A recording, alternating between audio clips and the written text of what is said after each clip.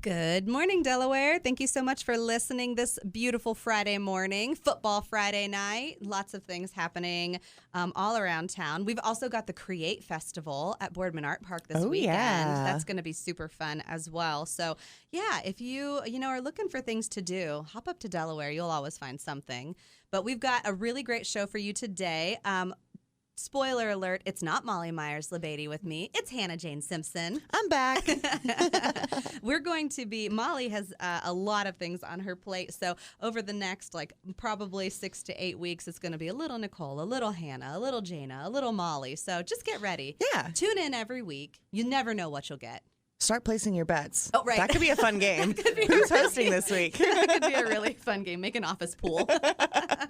Well, our guests with us this morning are Karen Crosman and Jan Garlock, and they are affiliated with the Lifelong Learning Institute of Ohio Wesleyan University. It's an adult education program. We're going to talk more about that in the second half of the show, but we are so excited to have you here this morning and to tell us all about what's happening at the Lifelong Learning Institute.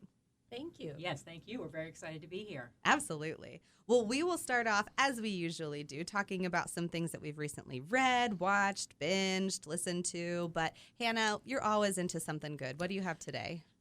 Mine is not only something that I've read, but something that we're going to talk about at the Ostrander Book Club on September 6th. Oh, good plug. I host that book club, and so I just finished our book for next month, and it is called The Dearly Beloved by Cara Wall. It follows two couples made up of four very different humans who meet in 1963 in Greenwich Village. The husbands, Charles and James, are hired by a Presbyterian church who have had a recent, shake up in their church. They didn't care for their last leader, and so they hired them both to lead as pastors. So they're co-pastoring this church. Charles is married to a very academic woman who does not believe in God, which is very unusual for a minister. Right. Whereas James is married to the daughter of a preacher who is from the South. And it's how these two couples interact with each other. And then they are presented with a challenge. And so remember, this is 1963, and Charles and Lily have a set of twins. And one of those twins is very, very autistic. And does not respond, does a lot of the rocking, doesn't have a lot of words. And it's how in the 60s people coped with autism, children who had challenges like that, right. and how that affects their faith. Mm-hmm. And as well as James and Nan is his wife's name, they have trouble conceiving. So it's about faith and not necessarily about religion, but how we deal with the circumstances of our lives and the people we're in it with. You mentioned, I think, when you were telling me about this book, that it took a twist. It took a turn. You didn't think that this was necessarily... I thought it was more about the child, Will. That doesn't happen until about the last third of the book. So It's very much more about how we deal with the cards that life hands us. Mm-hmm. And it was beautifully written. I had a highlighter going the whole time in my book, so I've got lots of passages I'm ready to discuss with my book club friends. And it was her debut novel in this book club. Oh, nice. We read a lot of debut novels, and we're loving them. We're enjoying finding new authors and stuff like that. So that's exciting. Yeah. So if this sounds interesting to you, if you like philosophical questions, historical fiction, then pick up The Dearly Beloved by Cara Wall and come chat with me on September 6th at 11:30. 11:30? I can't remember. Look it up on the calendar. I think it's 11. Yeah. It's 11. And at the Ostrander Branch Library. And we have a great time. And that's such a fun group. And then we all are from different walks of life. Right. And so it's really fun Everybody to chat. brings a really good perspective. It's really incredible. Wonderful. Jan, you mentioned that you were in the middle of something that you're very excited about. I have an interesting book I'm reading called Beyond That, the Sea, and it's a little bit historical fiction, but it's about an 11-year-old girl who is sent by her parents from London to escape the Blitzkrieg during the early 1940s and during World War II. Yeah. And she's sent to Massachusetts to live with a more affluent family than her family. And it's a wonderful family, and they take her in, and they love her like their own. And she stays with them until she is out of her teens, and then is called back to London with her parents. And so it's kind of how the family could let her go, but they knew that she needed to be safe. How the family that accepted her and had 2 boys have accepted her as a daughter, and they all become such a close family. And then how hard it is for this girl to return to her family that she really loves, but she still loves the family that she's living with, and how it impacts the parents on both coasts or in both countries, and how it impacts all the children. And it's really, really good. It's very tender, very sweet, just a very wonderful story. And you said that's called Beyond That, the Sea. Beyond that, comma, the sea. Beyond That, the Sea. Yes. Yes. So I would recommend it. And the author is Laura Spencer Ash. It's a hyphenated last name. Wonderful. Well, that sounds very nice. 2 historical fictions for us this morning. But Karen, you mentioned that you are reading a nonfiction. Tell us if you want to tell us a little bit about that. Yes, well, my reading was prompted by seeing the film Oppenheimer. Yes. And I wanted to know more about the man, and so I got the book American Prometheus. I have trouble sometimes saying that word. The Triumph and Tragedy of J. Robert Oppenheimer, and that the book is by Kaya Bird and Martin Sherwin. And so this obviously tells the story of this gentleman who, as many in the audience will know, developed the atomic bomb that was dropped over Japan. And it's just, the reason for, I think, the desire to read the book was after watching the movie, I'd never realized what happened to Mr. Oppenheimer after the big event. Yeah. I mean, it is a whole other series of activities and what happens to him and how he's viewed by fellow Americans, and it's just quite an interesting story. I mean, he was a very conflicted man in terms of what he had done, in terms of unleashing this great power and, a device of mass destruction. So it's a very interesting tale. So I would recommend it. And I think for those of us of a certain age, we'll remember when we were very, very young and we had to have our atomic bomb drills where we got under our tables at school and put our hands over our heads, like, that's gonna help. Sure. But anyway, the things we know now. Yeah. So anyway, I would recommend it. I love that. This is one of my favorite things to do, is to hear about people who have, seen a movie or learned about something, and then they want to dive deeper into it. And I think that's one of the things that the library can do best, is help you to dive deeper into those subjects. And I think that's also something that, tease for the second half of the show, the Lifelong Learning Institute can help with as well. Thank you. So I have something. I've been on a cult kick lately. If you have been listening, one of the books that I read was cultish, and that kind of kicked it off, because then within that book club that I was discussing it with, we were like, okay, well, what are some of your other favorite, cult stories? And favorite is a hard word to put to that, but the most intriguing of the other cult stories that you've read. And it was brought to my attention, a kind of recent one that I didn't really know anything about. It didn't get huge. It wasn't like, 900 people, spread coast to coast. It was very, very small. It started in September of 2010 at the Sarah Lawrence College.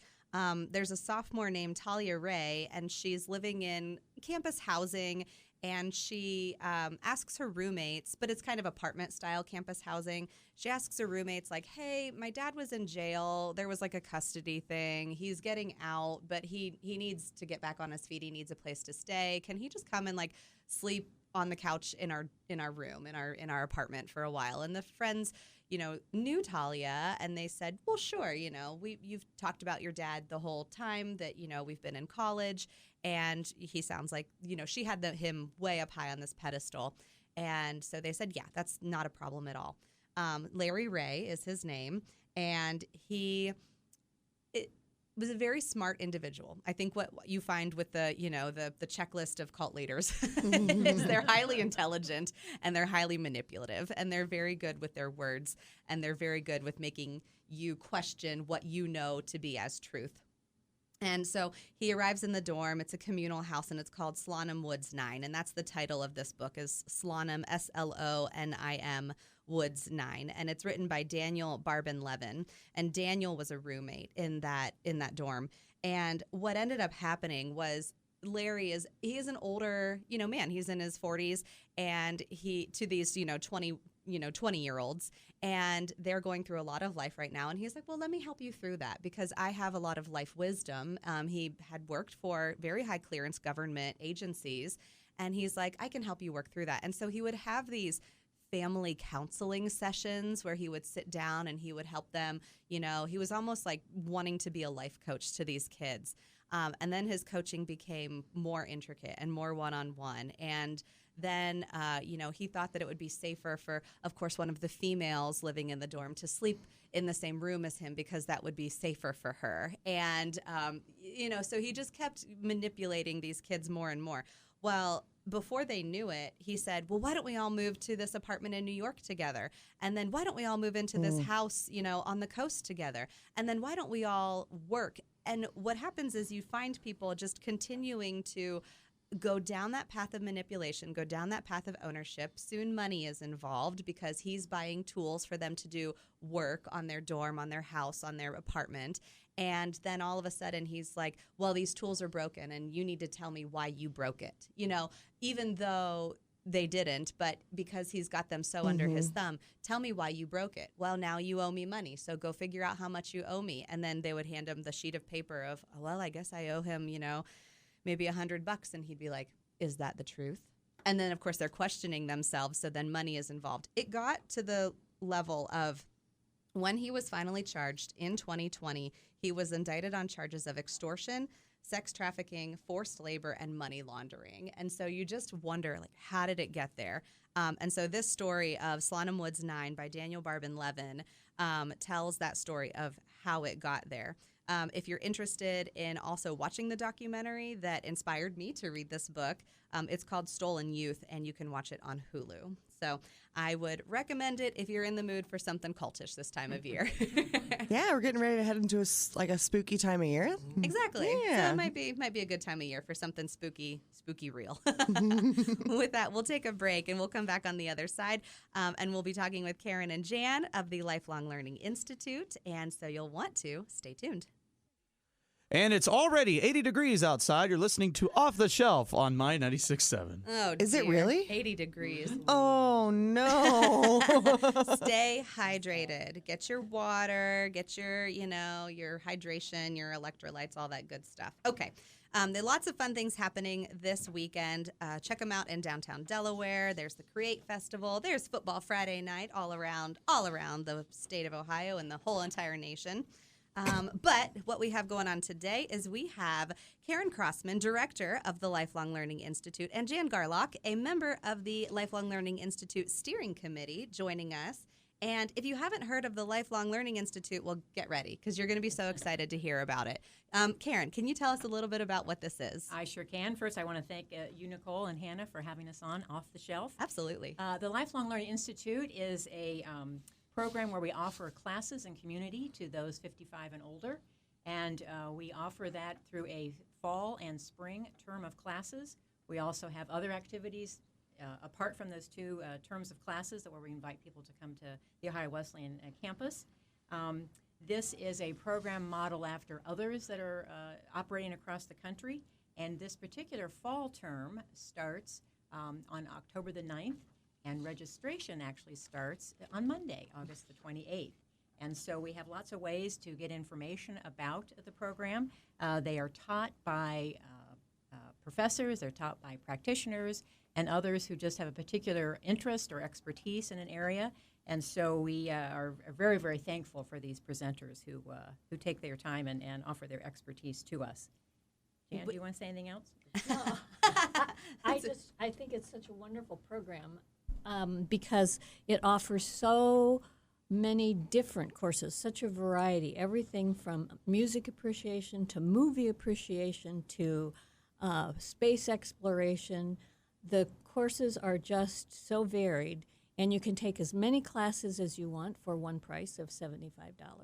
So you can spend all day there going to back to school, or you can take one and just go to the movies once a week and then have a discussion about whatever the topic is about that movie. So it's really an exciting program for people 55 and older.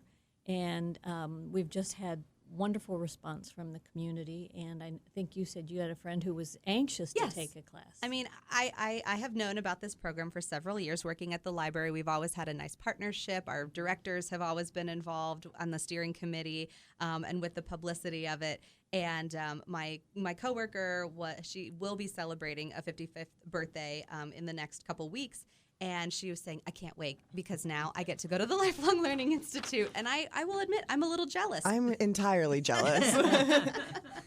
Yeah, so 55 and older is the age for this, thus lifelong learning. Learning never stops, and that definitely aligns with our library mission too. There is a cost involved, but there are opportunities to have that lowered or not at all. How do people apply for scholarships? Yes, so the Lifelong Learning Institute does offer scholarships, and all that information is on our website, which is www.owu.edu/LLI. Or just go to the Ohio Wesleyan website and key in lifelong learning, and it'll take you there. But the scholarships cover $50 of the $75 fee, so the individual is responsible for the remaining $25. The applications are due by September 25th. And if there's any questions, you certainly can call the Lifelong Learning Office at 740-368-3078 to ask additional questions. I might also mention we also offer gift certificates. So if anyone is looking for a birthday or an anniversary gift or just because kind of gift for someone, we offer those, and that information is also on our website. So you can gift the gift of lifelong learning to somebody if they are celebrating for any reason or just because you love them. And I will say probably a thanks to SourcePoint for providing some of those scholarships for the fall. They're such a great partner in the community as well. Absolutely. All right, so we've talked about what it is, when it starts. Sign-ups start on Monday, and then classes will be October 9th through November 17th. What are some of the topics? What are you, Jan, what are you most excited about? I really like the movies. Yeah. So there's two movie courses this year. The first one is called Montgomery Clift: His Method and His Madness, and so you go to the Old Strand Theater, which is wonderful, and you're sitting in this wonderful theater looking at these old movies, and you are really transported in time. And then when it's over, you talk about the movie, and it's very interesting to get the perspective of older and younger people about some of these older movies. So I'm looking forward to that one. The other one that's offered at the theater is called, let me see here. Oh, is that the Universal Studios Yes, and their the Universal magnificent Studios. movie monsters. Ooh, Yes. that's a mouthful. Yes. Monsters. And yes. so monsters aren't my thing, but these are the old monsters. And so I think that's what's going to make this so interesting, that we're seeing what scared people back in the long time ago. It's neat because I'm looking at your poster here, and it's a progression of time. You start on October 9th, the first week, with Phantom of the Opera from 1925, and then you go to 1931's Dracula and 1931's Frankenstein, The Invisible Man, The Wolf Man, and then The Creature from the Black Lagoon, a classic 1954 movie, and then you end with Abbott and Costello Meet Frankenstein. It's a bonus week. So for people that really like those Marvel features, it's going to be fun for them, and I think that's a lot of what these courses are, that they're just fun. They're things that you've liked to hear about or like to know about. You don't take a test. There's no stress. You just go to the college campus, and whether you went to college or you never had the opportunity, it's an opportunity to be on a college campus. Like auditing a course. All I've the always best. dreamed. Yes. Yes, same. All the best parts of school. Yes. The Without the learning. tests. Right. Yeah, no tests, no Right. grades. No homework. It's the dream. And some of our classes are on Zoom, so that's really great for that's people that can't be there in person. I know one of our coworkers, there's a series, the Lifelong Learning Institute Potpourri. And so one of the ones under the Potpourri this time is viewing the 2024 solar eclipse. They're very excited about, because that eclipse, if you haven't heard about it, it's a-coming. Right, on April of 2024, we will have that solar eclipse, and that will not happen again for many, many years. And so this is the opportunity to learn about how best to view it and a little bit more of the history of the eclipse.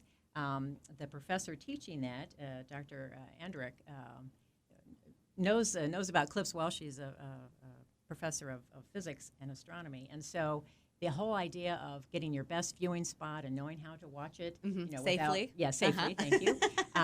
But when I talked with her, she said, a lot of people who are really into eclipses have already made their travel plans, have their spot, and so if you're of that, at that level of interest, you'll want to make sure to find out what the options are.